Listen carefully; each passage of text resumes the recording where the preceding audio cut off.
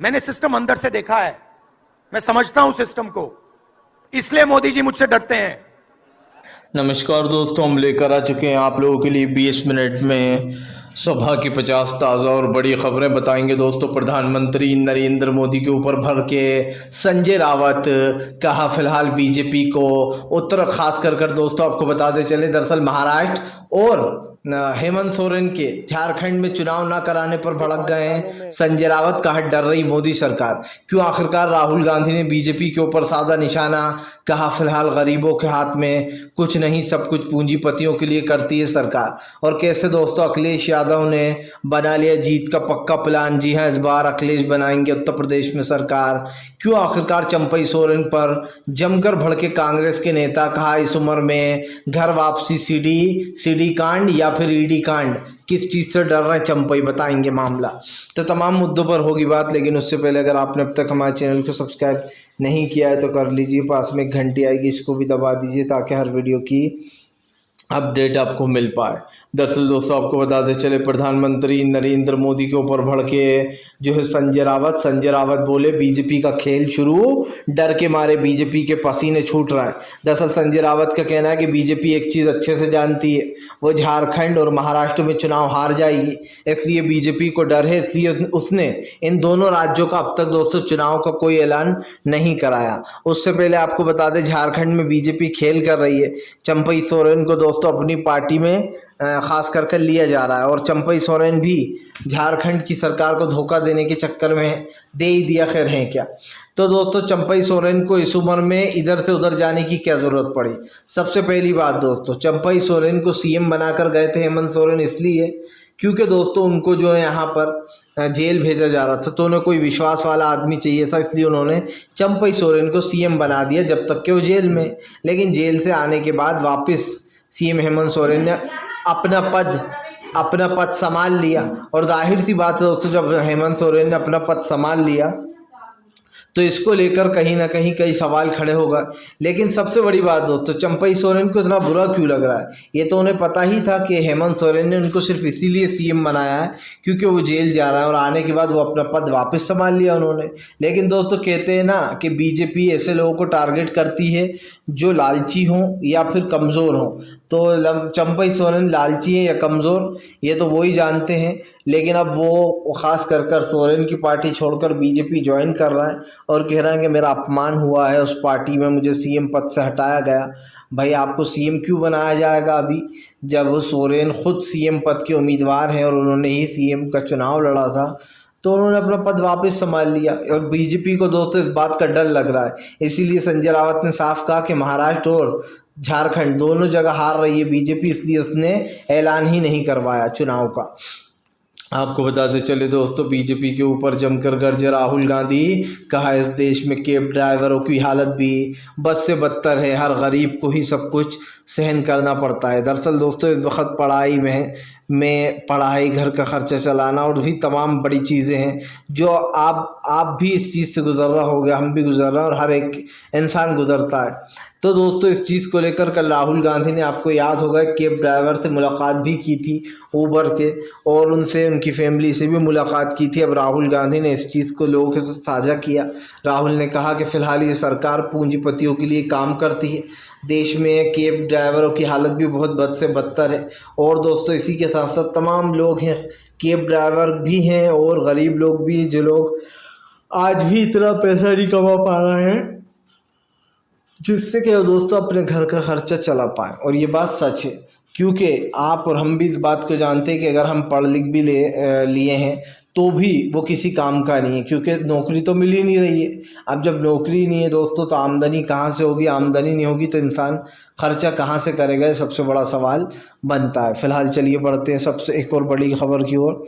आपको बता दें चले दोस्तों, फिलहाल भारतीय जनता पार्टी के ऊपर जमकर गरजे पवन खेड़ा। कहा बीजेपी का तो एक ही काम है, चुनाव से पहले जोड़ तोड़ की राजनीति करना, वो हर बार ऐसा ही करती है। लेकिन दोस्तों लोग इंडिया गठबंधन के साथ हैं, बीजेपी जोड़ करे या तोड़ करे, बीजेपी की बुरी दिन शुरू हो चुके हैं, उल्टी गिनती शुरू हो चुकी है। आपको बताते चले दरअसल दोस्तों, चंपई सोरेन के जाने पर पवन खेड़ा ने सीधा सवाल पूछा। पवन खेड़ा ने सवाल पूछा है कि फ़िलहाल ये सब कुछ क्यों किया जा रहा है। मतलब ये जो इधर उधर चंपई सोरेन जा रहे हैं, बीजेपी ज्वाइन कर रहे हैं, ये सीडी की वजह से किया जा रहा है या ईडी की वजह से। क्योंकि दोस्तों सब जानते हैं कि बीजेपी राज्य में सीडियाँ बहुत बनती हैं लोगों की और ईडी से डराया जाता है। इसलिए पवन खेड़ा ने कहा कि फ़िलहाल इन दोनों ऑप्शन में से एक बताइए, ईडी का डर है या फिर सीडी का डर है। यही नहीं, उन्होंने कहा कि इस उम्र में पार्टी इधर से उधर छोड़ना ये कुछ थोड़ा अजीब लगता है। दोस्तों हमेशा सोरेन ने उनको एक पिता की तरह सम्मान दिया और हेमंत सोरेन की पत्नी ने भी दोस्तों, लेकिन कल्पना सोरेन जी ने तो, लेकिन हमें एक चीज़ साफ दिखाई दे रही दोस्तों, आप किसी को कितना ही प्यार दे दो, किसी को कितना ही सम्मान दे दो, अगर उसकी खसलियत बिकने वाली है दोस्तों और उसके लिए पैसा ही सब कुछ है तो वो नहीं रुकेगा आपके पास, आप कितना ही उससे अच्छा व्यवहार कर लो। एक छोटा सा वो है दोस्तों उदाहरण, बाबुल सुप्रियो बीजेपी में थे, अमित शाह का वो दिया जलवाने का उनके पास कि हवा चल रही है बुझ जाएगा, लेकिन अमित शाह ने उन्हें धुतकार कर भगा दिया और कहा जाइए जाइए आप साइड में खड़े हो जाइए। तो बाबुल सुप्रियो की बहुत बुरी बेइज्जती हुई थी। उसके बाद उन्होंने बीजेपी छोड़ दी और ममता बनर्जी की पार्टी ज्वाइन कर ली, तृणमूल कांग्रेस। अब सवाल यही है दोस्तों कि बीजेपी ना किसी को इज्जत देती है और ना वो सम्मान देती है जो लोगों को मिलना चाहिए। चलिए बढ़ते हैं एक और अगली ब्रेकिंग की तरफ। बता दोस्तों अगली जो बड़ी खबर निकल कर आ रही है, अरविंद केजरीवाल के सपोर्ट में फिर बोले दोस्तों जो है यहाँ पर तेजस्वी यादव। तेजस्वी बोले बीजेपी का सिर्फ एक ही काम है, विपक्ष के नेताओं को जेल भेजना। और दोस्तों आपको क्या लगता है, अभी नेता प्रतिपक्ष राहुल गांधी बहुत मजबूत है, वरना अभी तक ईडी के जरिए न जाने कितने लोग जेल में चले गए होते दोस्तों। क्योंकि अब ईडी के अफसरों को राहुल गांधी चुनेंगे और नेता प्रतिपक्ष राहुल गांधी फैसला करेंगे कौन रहेगा कौन नहीं रहेगा। इससे भी बड़ी बात यह दोस्तों, आपको याद होगा चुनाव के वक्त प्रधानमंत्री ने एक बात बोली थी, उन्होंने कहा था कि लिख कर ले लो तेजस्वी यादव तो चुनाव के बाद जेल जाएंगे। लेकिन दोस्तों बीजेपी का 400 का सपना ढह गया। बीजेपी को तो इतनी भी सीटें नहीं मिली कि दोस्तों वो बहुमत का आंकड़ा पार कर पाए और इसीलिए बीजेपी तेजस्वी यादव को जेल भेजने में नाकाम रही है। वरना दोस्तों नरेंद्र मोदी को पहले ही पता होता है कौन ईडी के बल में आने वाला है, किसको जेल जाना पड़ेगा। क्योंकि जाहिर सी बात है दिन भर बैठकर ये प्लानिंग और प्लॉटिंग करते रहते हैं कि अब हम इसको टारगेट करेंगे, अब हम उसको टारगेट करेंगे। तो इसलिए नरेंद्र मोदी को पहले से ही पता होता है, इसमें कौन सी नई बात है। और खैर ये चीज़ एक अलग चीज़ है, लेकिन हम तो इस चीज़ को बार बार उससे देखते हैं पॉइंट ऑफ व्यू से, क्योंकि साफ दिखाई दे रहा है कि सरकार की जो नीतियां हैं दोस्तों पूरी तरीके से फेल हो चुकी हैं। क्योंकि इस वक्त देश की जनता कई सवाल है जो खड़े कर रही है और उन सवालों के जवाब देना दोस्तों इस सरकार के बस की बात है नहीं। क्योंकि ये चीज़ तो बार बार होती ही रहती है, लेकिन ठीक है अब अगर ऐसा कुछ हो भी रहा है दोस्तों तो इस चीज़ पर लोग नज़र डालेंगे और उन्हें समझ में आएगा कि आखिरकार देश में कौन सी राजनीति की जा रही है, कैसी राजनीति चल रही है और इन चीज़ों से जनता बचने का काम करती है। चलिए बढ़ते हैं और अगली बिग ब्रेकिंग की तरफ। बता दोस्तों अगली जो बड़ी खबर निकल कर आ रही है, बीजेपी की महाराष्ट्र में होगी दोस्तों करारी हार। उद्धव ठाकरे की सीधी चेतावनी, कहा महाराष्ट्र में बनने जा रही है एमवीए की सरकार। दरअसल दोस्तों जब से बीजेपी को पता चला है कि महाराष्ट्र में फिर से एक बार एमवीए वापस आ रहा है, इतनी मुश्किल से हमने सरकार गिराई, सारे जोड़ तोड़ किए और उसके बाद फिर से इनकी सरकार बनने जा रही है, इस बात का डर बीजेपी को सता रहा है। इसलिए वो महाराष्ट्र का चुनाव नहीं कर रही अभी। इसी को लेकर जमकर विपक्ष भड़का हुआ। उद्धव ठाकरे ने चैलेंज दिया। उद्धव ठाकरे ने कहा कि फ़िलहाल ये लोग कभी भी चुनाव करा ले, भले ही अगर ये लोग डर रहे हैं अभी नहीं करा रहे तो कभी तो चुनाव होगा, जब ये कराएंगे चुनाव तभी ये हारेंगे। क्योंकि सीधी सी बात है दोस्तों, हार के डर से बीजेपी पहली बार नहीं है जब चुनाव टलवा रही है। इससे पहले भी बीजेपी ने ऐसा ही किया था, हरियाणा में उसने कई बार चुनाव टाले, पहले की बात कर रहा हूँ, अभी तो खैर ऐलान हो गया है। लेकिन आपको याद होगा पंजाब में भी वो उसने ऐसा ही करा कई बार। बहुत सारी ऐसी जगह है जहाँ बीजेपी ने दोस्तों जानबूझकर चुनाव को देरी से कराया। हमें आज भी अभी भी याद है जब गुजरात के चुनाव होने वाले थे 5 राज्यों के, तब गुजरात का लेट ऐलान कराया गया ताकि बीजेपी को रैलियां करने का मौका मिल जाए और बीजेपी गुजरात में एक माहौल बना पाए। तो ये चीज़ तो साफ हो ही जाती है कि फ़िलहाल भारतीय जनता पार्टी जो माहौल बनाने की कोशिश कर रही है उसको दोस्तों कहीं ना कहीं ये सारी चीज़ें समझ में आना चाहिए। लेकिन एक चीज़ साफ़ हो चुकी है कि फ़िलहाल अब सरकार को एक बड़ा झटका यहाँ पर लगेगा, क्योंकि दोस्तों मोदी सरकार चाहे कुछ भी कर ले, लेकिन हमारे देश की जो ख़ास कर दोस्तों जनता है उसको भी ये पता है कि क्या करना है। तो कम से कम ये चीज़ तो साफ़ हो जाती है कि फ़िलहाल भारतीय जनता पार्टी का जो सच है दोस्तों जनता के सामने आता चला जा रहा है और बीजेपी दोस्तों मिटती चली जा रही है फ़िलहाल। चलिए बढ़ते हैं एक और अगली बिग ब्रेकिंग की तरफ। बता दोस्तों अगली जो बड़ी खबर निकल कर आ रही है, असदुद्दीन ओवैसी का बीजेपी के ऊपर बड़ा हमला। कहा फ़िलहाल वक्फा बिल सिर्फ मुसलमानों को टारगेट करना बीजेपी का मेन मकसद है। दरअसल ओवैसी ने बीजेपी के ऊपर हमला बोलते हुए कहा कि फ़िलहाल वक्फा बिल लाना ही बीजेपी की सबसे बड़ी चाल है। वो सिर्फ बीजेपी, उन्होंने कहा कि फ़िलहाल भारतीय बीजेपी जो है वो पूरी तरीके से बौखला गई है। ऐसा दूसरी तरफ आपको बताते चले दोस्तों, इतने कम समय में जो यहाँ पर ये सब कुछ करना है, ये इसको लेकर लगातार बीजेपी गुस्से में है दोस्तों, क्योंकि कांग्रेस उसकी पोलें खोल रही है और कांग्रेस के साथ साथ दोस्तों तमाम विपक्ष के नेता बीजेपी की नस नस से वाकिफ़ हो चुके हैं। तो ये चीज़ तो आप समझते ही हैं कि फ़िलहाल सरकार पूरी तरीके से एक्सपोज हो रही है, क्योंकि विपक्ष ने महंगाई, गरीबी, बेरोज़गारी तमाम मुद्दों पर बीजेपी घेर रखा था। अब एक नया टंट आया वक्फा बिल। वक्फा बिल को लेकर लगातार हंगामा मचा हुआ है और सिर्फ वक्फा बिल की बात नहीं है दोस्तों, ये तो बीजेपी की शुरुआत है। याद कीजिए पहले उसने मुस्लिमों के घर जब बुलडोज़र से तोड़ना शुरू किए तो बहुत सारे अंधभक्त बहुत खुश होते थे कि अरे अच्छा इनके यहाँ पर बुलडोज़र चल रहा है इन मुस्लिमों के यहाँ पर।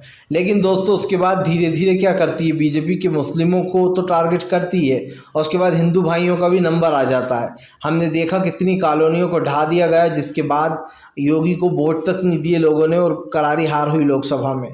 वैसे ही दोस्तों फिर से ये लोग एक प्लान बना रहा है। पहले ये लोग मस्जिदों की ज़मीनें छीनेंगे और उसके बाद इनकी असली नज़र मंदिरों पर आएगी।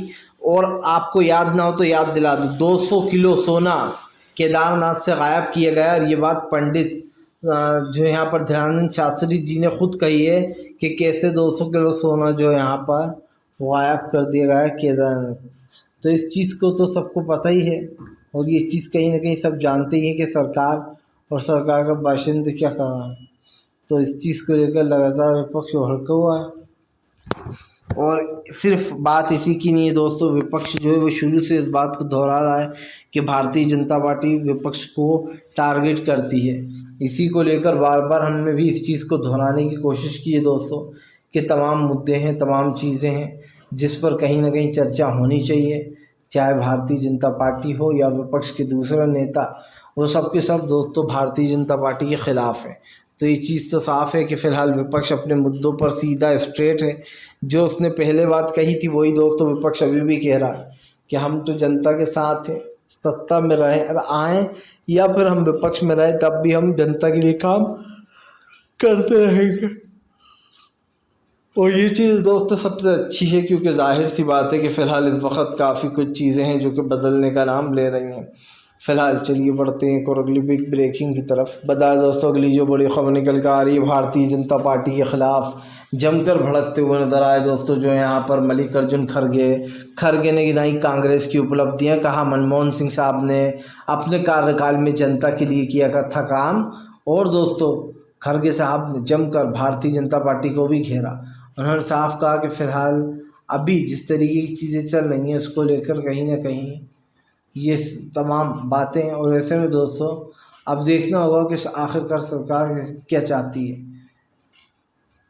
क्योंकि हमने तो यही कहा है दोस्तों कि फ़िलहाल ना जो ये चीज़ें बोल रहा है विपक्ष वो सच बोल रहा है।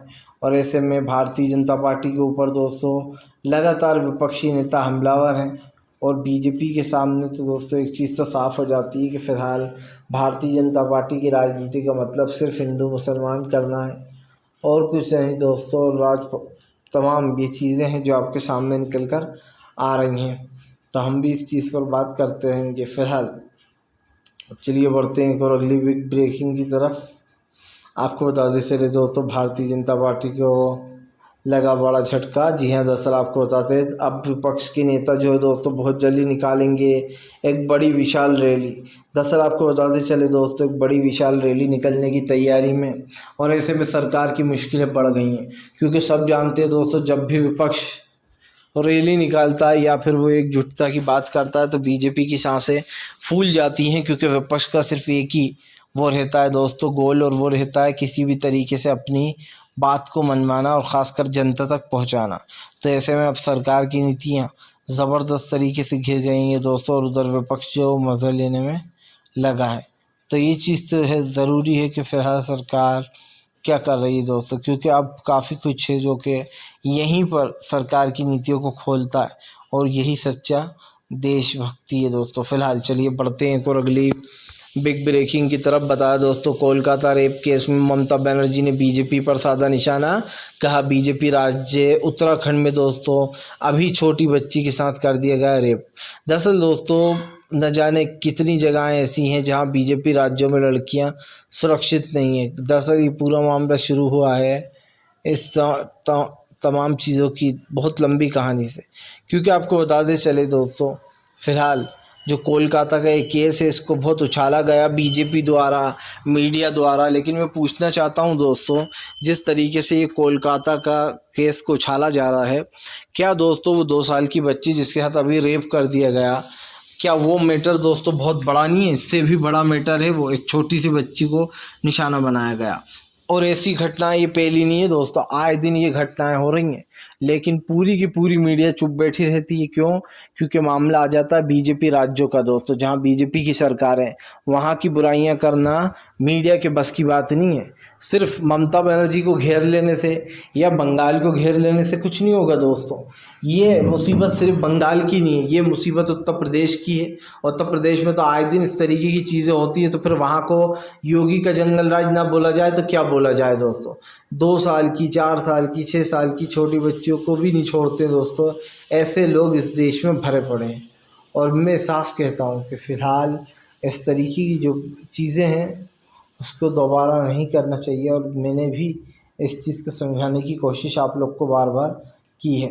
तो ये चीज़ समझने की ज़रूरत है दोस्तों कि ये मामला सिर्फ एक राज्य का नहीं, यह हर राज्य का जहाँ पर इस तरीके की घटनाएँ हुई हैं। तो देखते हैं आगे आखिरकार इन घटनाओं का असर क्या होता है। लेकिन एक चीज़ तो साफ है कि फ़िलहाल अब कहीं ना कहीं प्रधानमंत्री को दोस्तों झेलना पड़ेगा। चलिए बढ़ते हैं और अगली बिग ब्रेकिंग की तरफ। बता दोस्तों अगली जो बड़ी खबर निकल कर आ रही, दरअसल आपको बताते चले दोस्तों, भारतीय जनता पार्टी के ऊपर जमकर भड़कते हुए नजर आए दोस्तों अखिलेश यादव। अखिलेश बोले जनता ने तय कर लिया है कि वो किसके साथ है।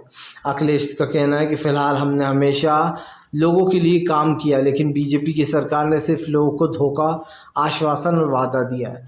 दरअसल दोस्तों सब जानते हैं कि फ़िलहाल इस वक्त सरकार को घेरने के लिए तैयार हो चुके हैं अखिलेश यादव, और इसीलिए अखिलेश यादव को जो यहाँ पर बोला जा रहा है कि इन चीज़ों से निपटने के लिए, क्योंकि आपको बताते चलें कि फ़िलहाल ये चीज़ देश में बहुत हो रही है। इसको लेकर विपक्ष और तमाम लोग जो हैं वो कई बार आवाज़ उठा चुके हैं दोस्तों, और ऐसी चीज़ें आगे नहीं होना चाहिए। चलिए बढ़ते हैं और अगली बिग ब्रेकिंग की तरफ। बता दोस्तों अगली जो बड़ी खबर निकल कर आ रही, भारतीय जनता पार्टी को लगेगा 440 वोट का झटका दोस्तों। महाराष्ट्र में बनने वाली है एनडीए की सरकार, क्योंकि बहुत जल्दी नामों की घोषणा भी होगी दोस्तों जैसे ही चुनाव की तारीखें आएंगी। दरअसल आपको बताते चले, सब जानते हैं कि महाराष्ट्र और खास करके दोस्तों ये तमाम चीज़ें अच्छी हो रही हैं, बुरी, लेकिन एक चीज़ तो साफ हो चुकी है कि भारतीय जनता पार्टी दोस्तों सच से भागने का काम कर रही है, और वो कब तक भागेगी ये वही जानती है। लेकिन जनता ने तो अपना मन बना लिया है कि बीजेपी को दोस्तों पवेलियन भेज कर रहेगी। और आपको याद होगा बीजेपी ने पिछली बार कहा था कि हम सत्ता में आएंगे तो ये करेंगे वो करेंगे, लेकिन सच्चाई क्या है दोस्तों? क्या भारतीय जनता पार्टी ने सच में जनता की आवाज़ सुनी? नहीं सुनी। अगर आप बीजेपी का इतिहास उठाकर देखेंगे तो आपको पता चलेगा दोस्तों कि बीजेपी सिर्फ बातूनी शेर है, और बातूनी शेर दोस्तों कभी कुछ नहीं करते।